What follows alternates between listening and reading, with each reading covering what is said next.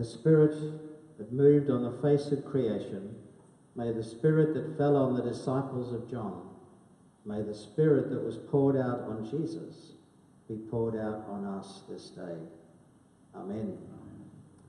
Please be seated. Here we are at the beginning of the Epiphany season. We're in one of those hinge moments in the liturgical year. Yesterday for us in the West was the 12th day of Christmas, the Feast of the Epiphany.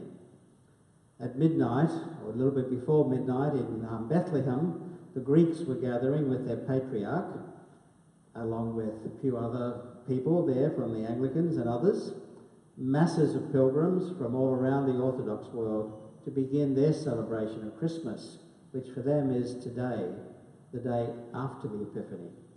If you like, for us, the 13th day of Christmas. So we have one of these overlaps, and I'm very conscious of friends, acquaintances back in Palestine and Israel for whom today is Christmas. We've moved on.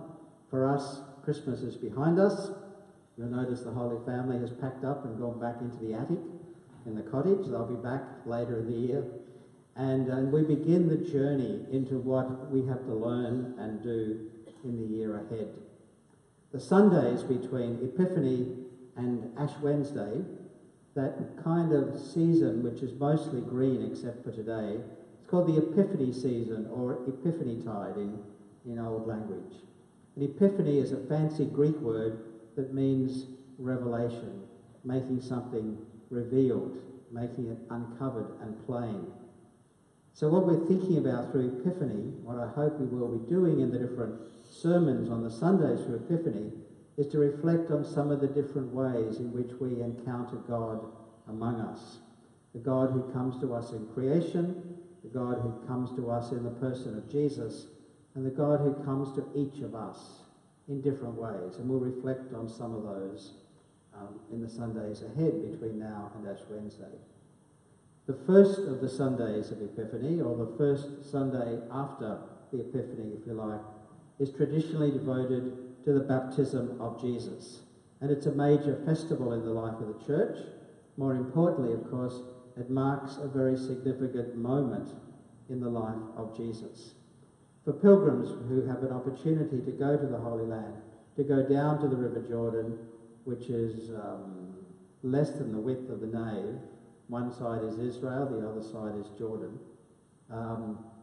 It's a moving experience. It's basically about the width of one side of the seat. So if you imagine Jordanian soldiers in the centre aisle and Israeli soldiers in the side aisle, and in between there are pilgrims doing their thing but being careful not to go past the halfway mark in the river.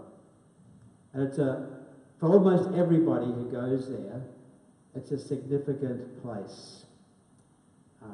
The Jordan is that kind of liminal space, that boundary, as you come into the land or leave the land. And it reminds us of the significance of places, and holy moments in our lives. A couple of weeks ago, it was Advent 3, I think, I mentioned that one of the fascinating things about the life of Jesus is the relationship between Jesus and John the Baptist, John the Baptizer, or as I unpacked it for the Wednesday congregation that week, John the Scrubber, because the Greek word baptizo means not just to wash something, but to scrub it and to transform it, either to change it with the dye or to remove every spot and stain from the garment. So you might want to think of John as John the Scrubber, inviting people to get scrubbed up because he sensed God was about to do something significant. That something significant, of course, for us is nothing less than Jesus himself. That moment, that relationship between John and Jesus, and particularly the moment of Jesus' baptism by John, is rock-solid historical tradition. We don't know the exact location, although the ancient Byzantines thought they did and built a spectacular baptism church, which disappeared under the sand until about 10 years ago, and now we've dug it back out. So we don't know the exact location, somewhere in the River Jordan down not far from the Dead Sea. We don't know exactly how the service was done, what form and actions were involved, and we can't be exactly sure who said what to who, because Matthew and Luke and Mark and John actually tell the story in slightly different ways. But the idea that Jesus began as a disciple of John is an awkward idea, not something his followers would ever have created, something they actually found a little bit embarrassing, and therefore we can be absolutely confident that this little odd quirk is in fact absolutely right. Jesus himself begins as a follower of someone else. And I want us to kind of reflect a little bit on that in this week, particularly in the sermon this morning. So I'm not interested in what we might call the micro-history. Okay? I love that stuff, but it's not for a sermon. What I'm interested in doing this morning is to invite you to think about the macro-history. What's the big picture going on here? In other words, to notice the forest and not just to run around counting the trees. So the baptism of Jesus story tells us some very interesting things about the kind of person Jesus was, and perhaps, by implication, the kind of people we might seek to be, with appropriate adjustments that Jesus was Jewish and we're Anglicans. So there's a few differences going on between the time of Jesus and our own time. The first thing that the baptism of Jesus story tells us, and it's just sort of there in the background, is that Jesus was deeply embedded in the faith and the religious practices of his own people. He was somebody who went to the temple. He was somebody who participated in the religion of the Jewish people. These days, if we were living in Grafton, of course, he'd go to the cathedral, wouldn't he? Of course. That's the kind of person he was. He was embedded in the tradition of his people and his community, and he found it life-giving. He found it transformative. He found that it shaped his capacity to hear what God was calling of him and to make an appropriate response. Not only was Jesus deeply Jewish, but he was drawn to the radical reform movement within his own faith tradition. And there were lots. The Jewish community at the time were broken up into all kinds of factions, each of which thought they had the recipe for faithful, creative, dynamic worship and faithfulness to God. So Jesus was not a traditionalist. That might be a surprise. He was drawn to the fiery preaching of John the Baptist, who in effect was saying to people, I don't care if your grandmother was Jewish. That wasn't in the sermon, but it does apply to somebody here. I don't care what pedigree you have. It's back to square one. You all have to be baptized. And that was something Jewish people never did. Baptism was for outsiders who were coming into the Jewish religion. John was a bit of a radical, and Jesus aligns himself with the radical progressive theology of John the Baptist, John the Scrubber. Interesting. So he would have come to the cathedral, but he might have given us some headaches. He would have been saying, why are you doing it that way? Why can't we change? And we'd say, change in an Anglican church? But you get the idea. Jesus would have been questioning, probing, challenging. Jesus is questioning, challenging, and probing us individually and collectively. Another thing about Jesus that emerges from this baptism story is that Jesus was willing to learn from others. He didn't walk around thinking, I'm the Son of God, I've got all the answers. Okay? He was willing to learn.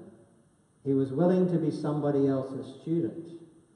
He was willing to acknowledge somebody else as his teacher, and therefore, in a Jewish sense, as his master, as his guru, as the people from the East would say.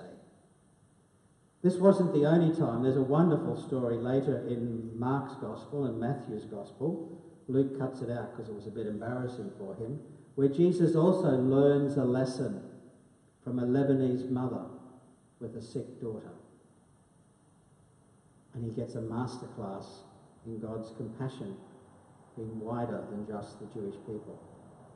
Jesus was willing to learn. Hopefully, we are as well. Jesus embraced ritual and liturgy. Jesus loved a good liturgy, apparently. He was not opposed to the temple. To the extent that he could get down there, he seems to have been down there from time to time, particularly in John's account of Jesus' life. What he was opposed to were the clergy in the temple using it for their own advantage and enjoying the privileges of power for their own sake. Jesus is somebody, as we see in this baptism liturgy down by the River Jordan, who was willing to engage in liturgy, who was willing to engage in ritual, who enjoyed, we would say, the sacraments. In other words, he wasn't a Bible-only kind of person. No doubt he knew the biblical stories, although he may not have been able to read. Jewish boys from tiny villages like Nazareth probably were illiterate. But he knew the stories because his family and his people celebrated the stories in the liturgical life of the synagogues and the temple. So he knew the story, but he knew that we need more than the story, more than the text. We need times when we act it out. We need symbols, we need action, we need ritual. True of Jesus, true of us. And there's one other aspect of this baptism tradition which I want to highlight for us, and is perhaps the most difficult to pin down. The baptism story suggests that what we're just getting a glimpse of in this tradition is that Jesus is having a profound religious experience. Whatever happened that day down by the Jordan River, it changed Jesus. It transformed him. It wasn't immediately evident exactly what it would mean, but he heard the words from heaven, what the Jewish people call the bat kol, the heavenly voice. And the heavenly voice was saying, "You're my child, you're my son, the beloved. I'm pleased with you." And that profound epiphany moment for Jesus was something he would spend the next couple of years unpacking. What does it mean to be the chosen one? What does it mean to be beloved? What does it mean to be a child of God? Jesus would work that out, but the critical thing is that at the Jordan River, and we just get a kind of a glimpse of it in the traditions in the New Testament, Jesus has a profound religious experience as the Spirit of God, the Spirit of creation, the Spirit of life pours out on him. At the beginning of the sermon, I actually said some very dangerous words. You probably thought it was just religious stuff and therefore it didn't mean anything. What I said was, may the Spirit of God that moved on creation, may the Spirit of God that was poured out on the disciples of John, and may the Spirit of God which was poured out on Jesus also be poured out on us. Dangerous words. What if God was to answer that prayer? Would we be disturbed? Would we be anxious? Would we spend the rest of our lives exploring what does it mean for us, in our families, in our daily lives, here in this cathedral, to be the beloved, to be the children of God, to be those ones in whom God says, see her, see him, he's one of mine, she's one of mine, and I'm proud of her. I suspect our lives will be different. Amen.